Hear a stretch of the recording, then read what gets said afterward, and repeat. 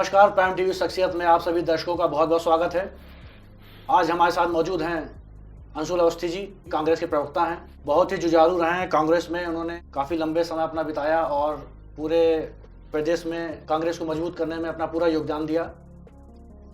अंशुल जी, बहुत बहुत स्वागत है आपका हमारे। नमस्कार। अंशुल जी, राजनीति छात्र समय से स्टार्ट कर दी थी, उस तरह का माहौल क्या था, आज की राजनीति में क्या है और कैसे आपने आगे बढ़े, क्या रहा उसका थोड़ा सा कुछ विवरण बताइए। देखिए, हम सभी ग्रामीण पृष्ठभूमि से हैं और हमारे जो पिताजी थे, मैं ननिहाल में रहा, किसान थे और हम सब ग्रामीण पृष्ठभूमि से जो सरकारी स्कूल है वहाँ सब पढ़कर आए थे और लखनऊ विश्वविद्यालय में प्रवेश लिया और उसके बाद फिर शुरुआत हो गई। और वही एक उम्र भी होती है, आप उम्र के साथ साथ सीखते भी हैं और उम्र के साथ साथ जो आपकी मैच्योरिटी है वो भी आती है और बढ़ती है। तो 2004 का समय था और लखनऊ यूनिवर्सिटी में जो एससी स्टूडेंट थे, ओबीसी स्टूडेंट थे, उनकी फ़ीस 0 फीस की थी सरकार ने और लखनऊ विश्वविद्यालय उनका 0 फीस पर दाखिला नहीं ले रहा था। वो ये कह रहा था विश्वविद्यालय का जो एडमिनिस्ट्रेशन था कि आप पहले फ़ीस जमा करो, जब गवर्नमेंट से मिलेगी तो आपको हम बैक करेंगे।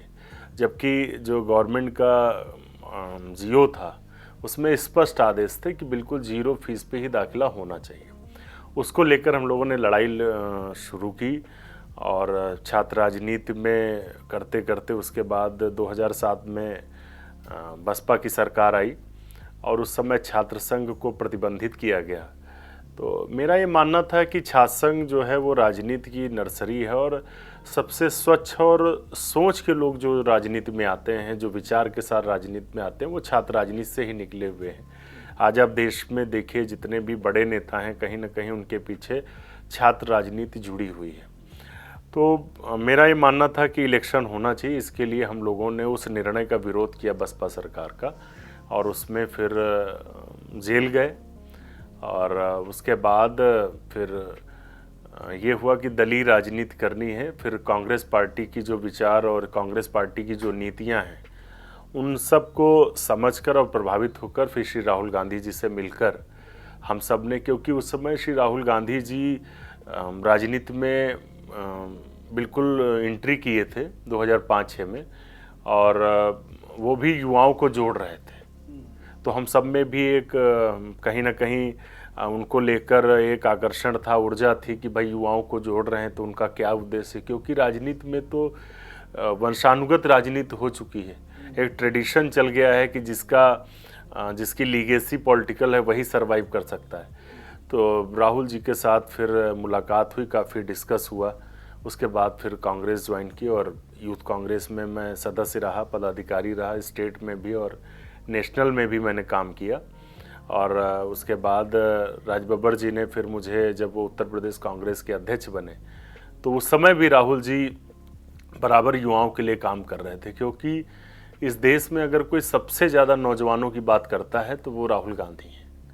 वो बात बाहर भी करते हैं और संगठन के अंदर भी वकालत करते हैं।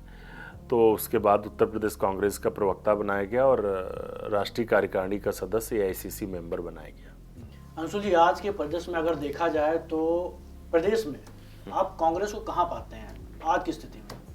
देखिए, उत्तर प्रदेश की जो राजनीति है, अगर आप देखें कि जब कांग्रेस की आखिरी सरकार थी 1989 में, उस समय तक प्रत्येक ग्राम सभा में इस सरकारी स्कूल जो कक्षा 1 से और 8 तक और प्रत्येक न्याय पंचायत स्तर पर प्राथमिक स्वास्थ्य केंद्र खुल चुके थे।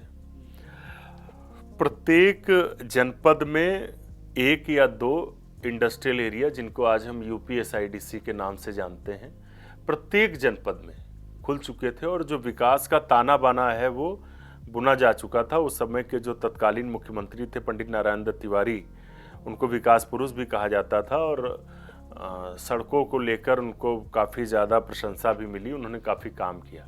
मेरा कहना ये है कि कांग्रेस की जो सोच थी वो डेवलपमेंट को लेकर थी, एजुकेशन को लेकर थी, लेकिन पिछले इन 30 सालों में जो गैर कांग्रेसी सरकारें आईं, चाहे वो समाजवादी पार्टी की हो या बहुजन समाज पार्टी की हो या भारतीय जनता पार्टी की हो, इन सब ने कहीं ना कहीं अपने निज स्वार्थ में, सत्ता स्वार्थ में, अपनी कुर्सी के स्वार्थ में जो उत्तर प्रदेश का विकास का ताना बाना था उसको ध्वस्त कर दिया।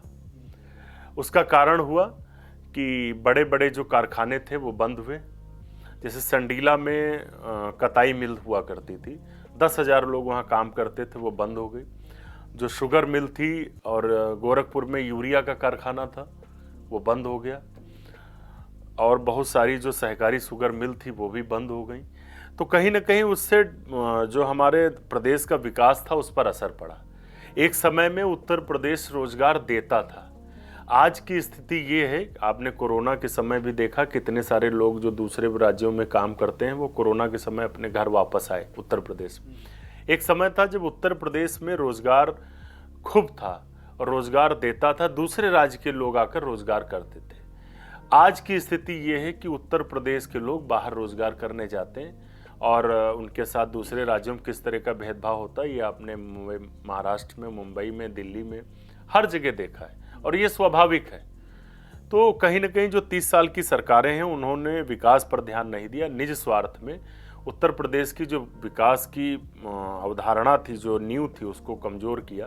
कांग्रेस पार्टी बराबर जो देश के शुरुआती बुनियादी मुद्दे हैं, चाहे वो डेवलपमेंट हो, चाहे एजुकेशन हो या लोगों के राइट्स हो, लोगों के अधिकार हो, सोच यही है और विचार यही, नीति यही है कि उस पर हम काम करते हैं। जब विपक्ष में होते हैं तो उस काम के लिए आवाज़ उठाते हैं, सड़क पर उतरते हैं, लड़ाई लड़ते हैं, और जब सरकार में होते हैं तो उसके लिए हम नीतिगत निर्णय बनाते हैं और काम करते हैं। ये सही बात है कि ऐसा होता है कि जब गवर्नमेंट आ जाती है तो उसके बाद उतना ध्यान नहीं दिया जाता। सही बात है।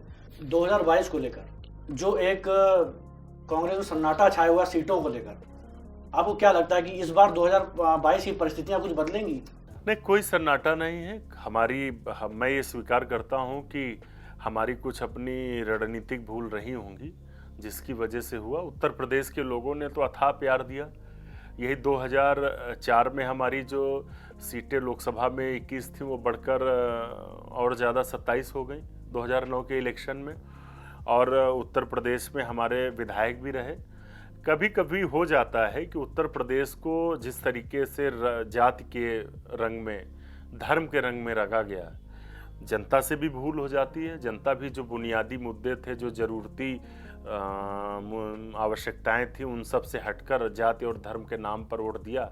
उसका परिणाम आज ये है कि आप देखिए कि पिछले 3 सालों में या इससे पहले भी, आज भी पिछली सरकार के कैबिनेट मंत्री लगातार 3 साल से जेल में हैं। समाजवादी पार्टी के जो कैबिनेट मंत्री, भ्रष्टाचार जमकर हुआ, चाहे बहुजन समाज पार्टी की सरकार रही हो, चाहे समाजवादी पार्टी की सरकार रही हो, और एक विशेष तरह लोगों को तरजीह दी गई नौकरियों में। उसका परिणाम ये हुआ कि उत्तर प्रदेश का युवा नाराज हुआ, और पिछली 2017 में जो परिणाम आए आप सबने देखे। 2017 में भी लोगों ने विकल्प के रूप में भारतीय जनता पार्टी को चुना। उन्होंने बहुत सारी बातें कही कि हम आपको रोजगार देंगे, उत्तर प्रदेश में जो भ्रष्टाचार है उसको समाप्त करेंगे, और जो अपराध है, क्योंकि पिछली सरकार में भी अपराध कम नहीं था, चाहे वो जवाहर बाग की घटना हो, वहाँ पर हमारे डिप्टी एसपी को जान गंवानी पड़ी, चाहे लगातार हो रही घटनाएं हो, हत्याएं हो, चाहे दूसरे प्रत्येक जनपद में जैसे आज चल रहा उसी तरीके से पिछली सरकार में भी था।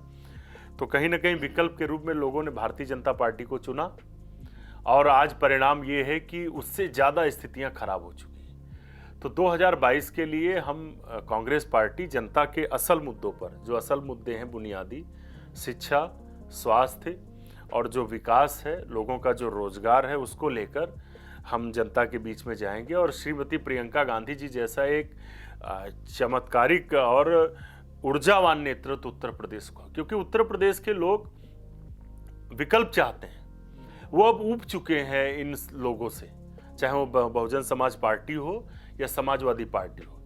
उनका बिल्कुल वो चाहते हैं कि कोई नया विकल्प उन्हें मिले। कांग्रेस पार्टी नए विकल्प के तौर पर श्रीमती प्रियंका गांधी जी के नेतृत्व में चुनाव में जाएगी। और आप देख भी रहे होंगे कि उत्तर प्रदेश की कोई भी घटना हो, छोटी हो या बड़ी हो, चाहे उत्तर प्रदेश में अपराध हो, चाहे हमारे किसी पीड़ित परिवार को सताया जा रहा हो, चाहे वो दलित हो, पिछड़ा हो, मुस्लिम हो या ब्राह्मण हो, क्षत्रिय हो, कोई भी हो, उन चाहे पत्रकार हो, चाहे वो शिक्षक हो, डॉक्टर हो, किसी भी वर्ग की कोई भी घटना हो, श्रीमती प्रियंका गांधी जी बराबर आवाज़ उठा रही हैं और जहां ज़रूरत पड़ रही वहां जा रही हैं। हमने उम्भा में देखा कि किस तरीके से उन्होंने सभी कार्यकर्ताओं के साथ मजबूती से उम्भा में जो पीड़ित लोग थे, 11 लोगों की हत्या हुई उसमें, और लड़ाई लड़ी उनकी, वो धरने पर बैठी और उसका परिणाम ये हुआ कि सरकार को झुकना पड़ा। एसआईटी का गठन हुआ था, अभी जल्द ही 2 दिन पहले निर्णय हुआ है। 3 पुलिस अधिकारी जो सीनियर पुलिस अधिकारी थे उनको सस्पेंड किया और एसआईटी ने दोषी पाया। तो चाहे शाहजहांपुर की घटना हो, जो स्वामी चिन्मयानंद एक लड़की को परेशान कर रहे थे, या उन्नाव में जितनी बड़ी घटना हुई, उन्नाव में एक लड़की को जिंदा जला दिया गया, वो 1 किलोमीटर तक दौड़ी, श्रीमती प्रियंका गांधी जी वहाँ भी गई। चाहे सहारनपुर की घटना हो, तो जहाँ जहाँ पर लोगों को दिक्कत हो रही है, श्रीमती प्रियंका गांधी जी आवाज़ उठा रहे हैं। और उत्तर प्रदेश विकल्प चाहता है। इस बार 2022 में श्रीमती प्रियंका गांधी जी के नेतृत्व में कांग्रेस पार्टी अपना परचम लहराएगी और उत्तर प्रदेश को विकास के पथ पर आगे ले जाने के लिए हम सरकार बनाएंगे। अंशु जी, अभी देखा जा रहा है कि प्रदेश सरकार को लेकर सपा सबसे ज़्यादा रोड पर है, उसके कार्यकर्ता सबसे ज़्यादा रोड पे हैं, उनके मुद्दों को लेके और अपना एज अ विपक्ष पूरी भूमिका निभा रहे हैं वो। तो आपके कार्यकर्ता रोड पे उतना नहीं दिखते हैं। हाँ, अजय कुमार लल्लू जी ने एक पहल करी, वो वहीं ज़्यादा सबसे ज़्यादा इसको लेके चल रहे हैं आगे। तो क्या और लोगों में कहीं ना कहीं उपेक्षा इस चीज़ को लेकर, या उनके उपेक्षा का शिकार हो गए हैं वो? नहीं मनीष जी, ये आपने कैसे कहा मुझे नहीं पता। आप देखिए कि अभी जब से श्रीमती प्रियंका गांधी जी उत्तर प्रदेश कांग्रेस की प्रभारी हुई हैं और श्री अजय कुमार लल्लू जी हमारे अध्यक्ष बने हैं, लगातार कोई दिन नहीं जाता है जब जनता की आवाज़ उठाने के लिए हम सड़क पर न उतरते हों या घटना स्थल पर न पहुंचते हों, लगातार। और आप देखिए कि सबसे ज़्यादा उत्तर प्रदेश में अगर कोई संघर्ष कर रहा है तो हमारे उत्तर प्रदेश कांग्रेस के अध्यक्ष कर रहे हैं, और उनके नेतृत्व में सभी कार्यकर्ता और नेता भी कर रहे हैं। सबसे ज़्यादा वो गिरफ्तार होने वाले उत्तर प्रदेश के नेताओं में से, क्योंकि जब जब हम आवाज़ उठा रहे हैं, वो श्री अजय कुमार लल्लू जी आवाज़ उठा रहे हैं, ये सरकार डर जा रही है और उस आवाज़ को दबा रही है। अपराध को नहीं कम कर पा रही, लेकिन आवाज़ को दबाने की कोशिश कर रही है। चाहे कोरोना के समय में आप देखिए कि जो बसें हमने दी, उन बसों का इस्तेमाल न करके उस पर ओछी और गंदी राजनीति की भाजपा की सरकार ने, और हमारे कांग्रेस के अध्यक्ष को गिरफ्तार किया। मैं तो आपके माध्यम से सवाल करता हूं कि आखिर हमने 1000 बसें देने का वादा किया था, उत्तर प्रदेश की सरकार के परिवहन विभाग ने माना कि 859 बसें सही हैं, उसमें 879 बसेस बिल्कुल फिट हैं, तो उसमें ओछी राजनीति करने की बीजेपी को क्या जरूरत थी? हमारी जितनी बसें सही थी उतना इस्तेमाल करते। हो सकता है उससे 1 लाख लोग ना जाते, 90,000 लोग जो पीड़ित लोग थे, जो पैदल भूखे प्यासे सड़क पर चल रहे थे, वो अपने घरों को पहुंचते। लेकिन बीजेपी सरकार ने ओछी राजनीति की और उत्तर प्रदेश कांग्रेस के अध्यक्ष को गिरफ्तार किया। हम तो सवाल करते हैं आपके माध्यम से कि उसका कारण बता दें कि गिरफ्तारी की क्या आवश्यकता थी? गिरफ्तार किसको किया जाता है? जो समाज के लिए अवांछित बन जाए, जो समाज के लिए खतरा बन जाए। हम तो समाज की मदद करना चाह रहे थे। तो ये सरकार डरी हुई है, इसलिए जब जब श्री अजय कुमार लल्लू जी सड़क पर हम सब उनके नेतृत्व में निकलते हैं, वो गिरफ्तार करती है। अभी आप देखिए कि बेरोजगारी के मुद्दे पर सबसे ज़्यादा प्रदर्शन किसने किया? चाहे वो 9 सितंबर को हुआ हो, चाहे वो 17 सितंबर को राष्ट्रीय बेरोजगार दिवस के रूप में हो, सबसे पहले कांग्रेस पार्टी ने समर्थन दिया। और बराबर श्रीमती प्रियंका गांधी जी जो उत्तर प्रदेश के बेरोजगार हैं, उनके साथ संवाद कर रही हैं। अभी कल ही उन्होंने जो उर्दू के शिक्षक थे उनसे संवाद किया। उससे पहले उन्होंने जो 12,460 बीटीसी के आवेदनकर्ता हैं उनसे संवाद किया। 69,000 शिक्षकों के जो भर्ती के लोग हैं उनसे संवाद किया। किसानों से संवाद कर रही, जो पीड़ित महिलाएं हैं उनसे संवाद कर रही। कांग्रेस पार्टी तो सड़क पर दिख रही, और इस बात को तो मीडिया कह रहा है कि जो सड़क पर दिखते थे वो ट्विटर पर हैं और कांग्रेस के लोग सड़क पर हैं। तो ये बिल्कुल नहीं है। कांग्रेस पार्टी बराबर लड़ रही है और हम इस लड़ाई को और मजबूत और तेज करेंगे। अभी जैसे कि 2022 के आगामी चुनाव, मतलब 2 साल ऐसे जो कुछ समय रह गया, उसमें 15 महीने का जो समय रह गया, क्या वही प्रदेश पहले से जो था वही बनेगा कि कांग्रेस और सपा जो है आपस में गठबंधन की स्थिति क्या हो सकती है? क्योंकि ऐसा संभव लग रहा है कुछ। देखिए, समाजवादी पार्टी को और बहुजन समाज पार्टी को अभी हाल ही के चुनाव में उत्तर प्रदेश की जनता ने नकार दिया है। हम फिर से कह रहे हैं कि उत्तर प्रदेश अब नया विकल्प चाहता है। वो इन क्षेत्रीय दलों से ऊब चुका है, मजबूरन उनके साथ जाता है। और उसका परिणाम देखिए, ये 2017 के चुनाव में हुआ कि हम अकेले जब लड़ते थे तो हमारी सीटें 30 के आसपास रहती थी और हम 50 सीटों पर रनर रहते थे। हम क्षेत्रीय दल के साथ गए, लोग इस बात से नाराज हुए, मैं मानता हूं इस बात को, और लोगों ने राष्ट्रीय विकल्प चुना, राष्ट्रीय पार्टी को चुना। तो अब लोग नया विकल्प चाहते हैं और कांग्रेस पार्टी 2022 में मुख्य विपक्ष की भूमिका में चुनाव में मैदान में उतरेगी। और आप देखिएगा कि जो भाजपा के जो तानाशाही निर्णय हैं उन सब से जनता नाराज है। उत्तर प्रदेश को नया विकल्प चाहिए। उत्तर प्रदेश के लोग नया विकल्प चाह रहे थे, वो श्रीमती प्रियंका गांधी जी के नेतृत्व में उत्तर प्रदेश को मिल चुका है, क्योंकि लोग नौजवान, ऊर्जावान और जो जुझारू नेतृत्व वो चाहते हैं। वो सारी जो गुण विशेषताएं हैं वो आदरणीय श्रीमती प्रियंका गांधी जी में हैं, और लोग श्रीमती प्रियंका गांधी जी के नेतृत्व में उत्तर प्रदेश में कांग्रेस की सरकार को बनाएंगे, समर्थन करेंगे।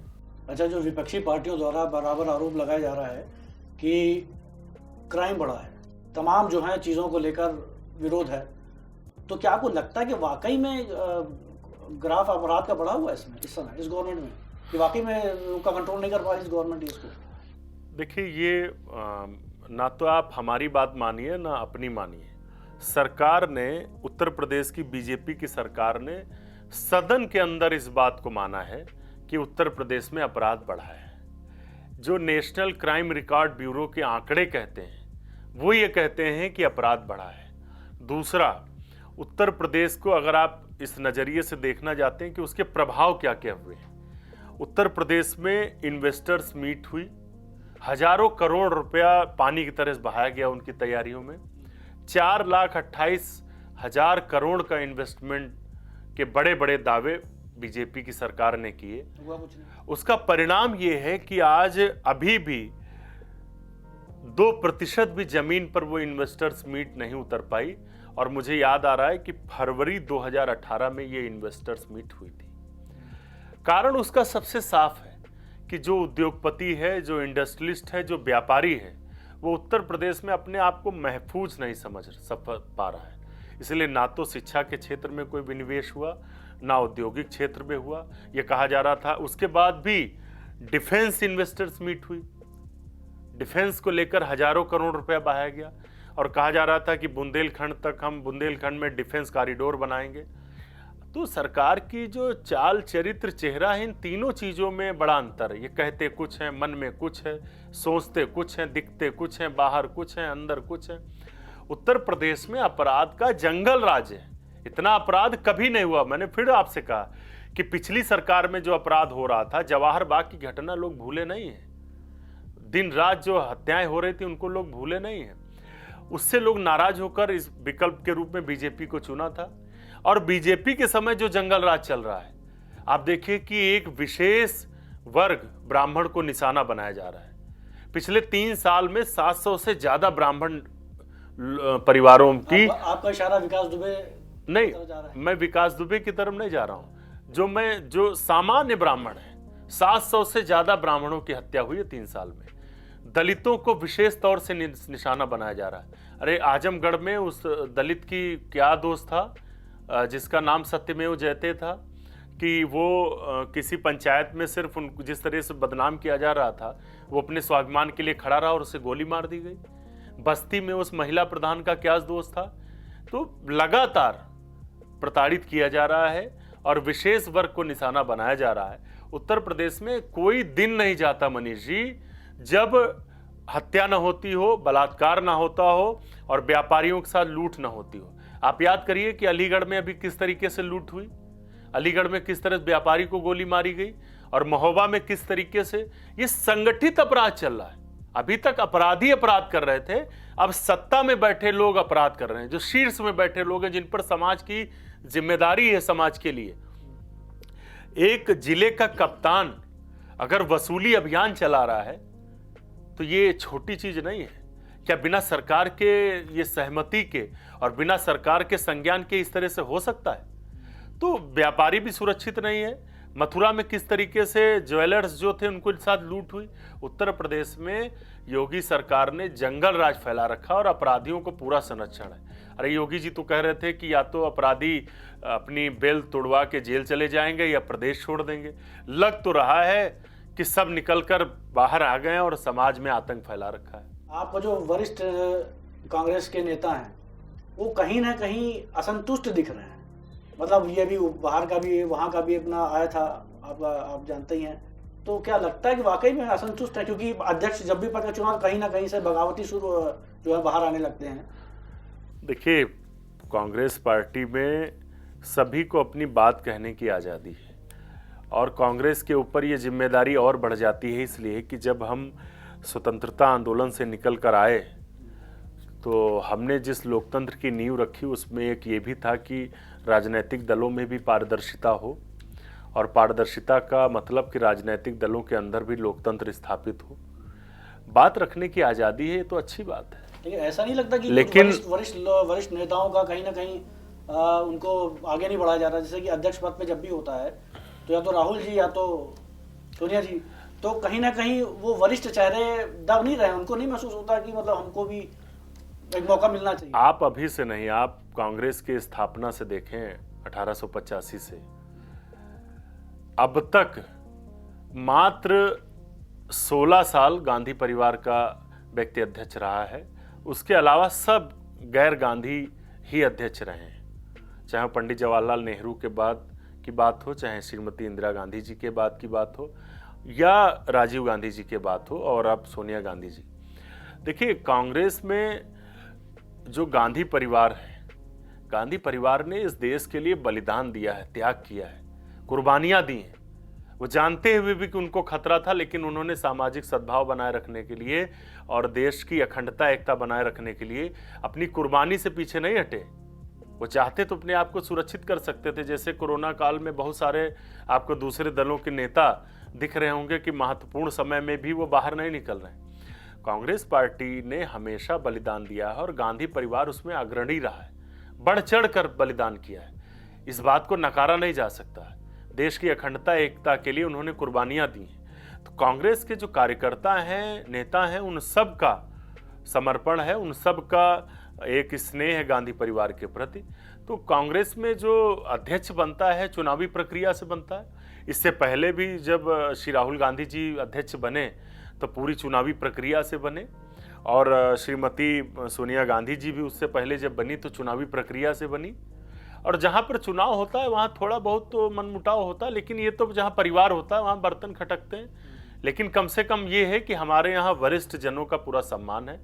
हम अपने वरिष्ठ जनों का अनादर नहीं करते और मंच पर छीना झपटी धक्का मुक्की नहीं करते। एक थोड़ा सा पर्सनल क्वेश्चन आपसे हम करेंगे कि आपका परिवार आपको कितना सहयोग देता है इस राजनीति में? मतलब क्योंकि फुल टाइम जॉब होता है तो ये देखिए, राजनीति में हम लोग जब आए थे तो एक अभी तक और आगे भी ये सोच है कि लोगों की मदद करनी है, लोगों की आवाज़ उठानी, जो पीड़ित हैं उनकी लड़ाई लड़नी है, और ये सभी को करना चाहिए। हम सब नौजवान हैं, हम सब के ऊपर बड़ी जिम्मेदारी है। और श्री राहुल गांधी जी इस बात को बार बार कहते हैं कि आपको जो पीड़ित है, चाहे वो दलित हो, गरीब हो, पीड़ित हो, पत्रकार, कोई भी हो, उन सब के साथ आपको खड़े रहना। और जहाँ बात परिवार के सहयोग की है तो निश्चित तौर से पूरा सहयोग मिलता है, और अगर सहयोग न मिले तो मुझे लगता है कि दुनिया में कोई भी चीज़ संभव ही नहीं है बिना परिवार के सहयोग के। तो परिवार पूरी तरीके से सहयोग करता है, जहाँ तक संभव होता है आर्थिक सहयोग भी करता है और मानसिक हर तरीके से। और जब 2014 में कांग्रेस पार्टी चुनाव हारी, हम बुरी तरीके से इलेक्शन में हारे, और जो माहौल बनाया गया राजनीति में कांग्रेस के खिलाफ, तो कहीं ना कहीं सबके मन में एक बहुत ज़्यादा निराशा थी। तो हमेशा कांग्रेस के परिवार ने भी सहयोग किया और हमेशा घर से सहयोग मिला। हमारी श्रीमती जी, हमारे परिवार पूरा सहयोग करता है, और आज उसी सहयोग के दम पर हम यहाँ पर हैं, और उससे इच्छा शक्ति मिलती है, लड़ने का जज्बा मिलता है, और वो लड़ाई जारी है। अक्सर ये देखने में आता है कि जब इलेक्शन आते हैं तभी सोनिया जी या फिर प्रियंका जी या राहुल गांधी जी की विजिट बढ़ते हैं। ये तो वहाँ की जनता को उससे कोई फेस बीच में देखने को नहीं मिलता। क्या आपके प्रदेश अध्यक्ष या और कंटिन्यू जाके वहाँ पे चीज़ों को मॉनिटर कर रहे हैं, क्या स्थितियाँ हैं, क्योंकि एक सीट आपकी निकल चुकी है? देखिए, रायबरेली अमेठी हमेशा परंपरागत सीट रही है और मैं तो ये कहूँगा कि रायबरेली और अमेठी का गांधी परिवार से पारिवारिक रिश्ता है कहीं पर। और अमेठी और रायबरेली के लोग इस बात को जानते हैं कि उनके यहाँ से चुना हुआ गांधी परिवार का नेतृत्व राष्ट्रीय राजनीति को संभालता है, व्यस्तता रहती है।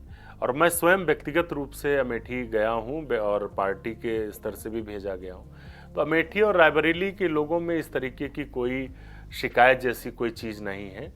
और दूसरा, वहाँ पर जो आने की बात है, हमेशा समय समय पर श्रीमती सोनिया गांधी जी और हमारे नेता श्री राहुल गांधी जी आते रहते हैं, मिलते रहते हैं। और आप देखिए कि चुनाव 2019 के बाद भी श्री राहुल गांधी जी बराबर उनका संवाद है। अभी लॉकडाउन के समय अगर अमेठी में सबसे ज़्यादा किसी ने मदद की तो वो श्री राहुल गांधी जी ने की।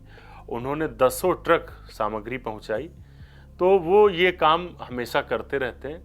और जो कांग्रेस के जो दूसरे सहयोगी संगठन हैं वो बराबर सक्रिय रहते हैं और उनके प्रतिनिधि, श्री राहुल गांधी जी के प्रतिनिधि, श्रीमती प्रियंका गांधी जी के प्रतिनिधि हमेशा रायबरेली में रहते हैं और लोगों के साथ संवाद करते हैं और संपर्क में रहते हैं। इसलिए ऐसी कोई बात नहीं। अंशु जी, आप जनता के बीच में जाते हैं, उन लोगों से बात भी होती होगी, सारी चर्चाएं भी होती होंगी, तो आपको क्या माहौल लग रहा है कि इस समय जनता क्या मांग कर रही है? जनता क्या चाहती है कि वो मायावती के साथ जाना चाहेगी या अखिलेश जी के, या फिर बीजेपी के साथ जाना, या आपके साथ जाएगी? देखिए, क्या माहौल बन रहा है इस समय? मैंने पहले भी कहा आपसे कि लोग क्षेत्रीय दलों से उब चुके हैं। क्योंकि आज आप देखिए, चाहे 2007 से 12 तक बहुजन समाज पार्टी रही हो या 12 से 17 तक समाजवादी, जिस तरीके से भ्रष्टाचार हुआ, लूट हुई, पूरे जो सरकारी धन था, जो जनता का धन था, उसको बिल्कुल निचोड़ा गया। और उसी का परिणाम ये है कि 2007 से 12 के समय में कई सारे मंत्री जेल गए, एनआरएचएम के घोटाले में, एनएचआरएम के घोटाले में, और कई सारे आईएएस अफसर भी जेल गए। बहुत सारे लोग आज भी जमानत पर हैं और पिछली सरकार के मंत्री अभी भी जेल में हैं। जिस तरीके से खनन घोटाला, एनएचआरएम घोटाला और जो दूसरा पीडीएस घोटाला, रोज कोई दिन नहीं जाता था जब भ्रष्टाचार दिखता ना हो। आज भी वही है। उत्तर प्रदेश की सरकार ने कोरोना के समय में, ये भगवान के नाम पर तो चंदा खाते ही हैं, इन लोगों ने, इस बीजेपी की सरकार ने शमशान की दलाली ली है। इस समय जब लोग पीड़ित हैं, लोग बेरोजगारी को झेल रहे हैं, भ्रष्टाचार सर चढ़कर बोल रहा है। उत्तर प्रदेश के मुख्यमंत्री रोज टीम 11 की बैठक करते थे और किस तरीके से सरकारी दाम निर्धारित होने के बावजूद ऑक्सीमीटर जो 300 से 600, अभी आप देखिए, अभी आप ऑनलाइन खरीद सकते हैं, 300 से 600 रुपए में मिल जाएगा, उसको 1800, 2000, 2500 में खरीदा गया। और जो थर्मामीटर है उसको किस तरीके से, जिसका मूल्य सरकार ने निर्धारित किया, रोज अखबारों में निकल रहा है, मूल्य निर्धारित किया 2800 रुपए, और उसके बावजूद 8000 का, किसी जनपद में 9000 का, 10,000 का, 12,000 का, इस तरीके से लूट मचाई गई है। इस घटना की सीबीआई जांच होनी चाहिए। ये बहुत बड़ा बंदरबाट है और बिना मुख्यमंत्री के संरक्षण के नहीं हो सकता। मैं तो ये कहता हूं कि रोज टीम 11 की बैठक होती थी तो उस बैठक में होता क्या था? अगर जिलाधिकारियों की नाक के नीचे इस तरीके से लूट हो रही थी तो टीम 11 की बैठक में रात को 11 बजे कौन सी बैठक होती थी? उस बैठक में कौन सी बातें होती थी? तो ये जो शमशान की दलाली है, ये भारतीय जनता पार्टी ही खा सकती है, कोई दूसरा नहीं। ये बड़ा दुर्भाग्यपूर्ण है। तो पिछली सरकार हो चाहे ये सरकार हो, लोगों की ये इच्छा है कि नया विकल्प उत्तर प्रदेश को मिलना चाहिए, और उत्तर प्रदेश को नया विकल्प कांग्रेस श्रीमती प्रियंका गांधी जी के रूप में मिल चुका है। अंशु जी, आपका स्टूडियो में आने के लिए बहुत बहुत धन्यवाद कि आप हमारे स्टूडियो में आए। नमस्कार। तो आज हमारे साथ मौजूद है कांग्रेस प्रवक्ता अंशु अवस्थी जी। उन्होंने बड़ी बेबाकी से अपना जवाब दिया। इसी के साथ हम अगले फिर शख्सियत प्रोग्राम में किसी अन्य गेस्ट के साथ मौजूद रहेंगे। तब तक के लिए नमस्कार।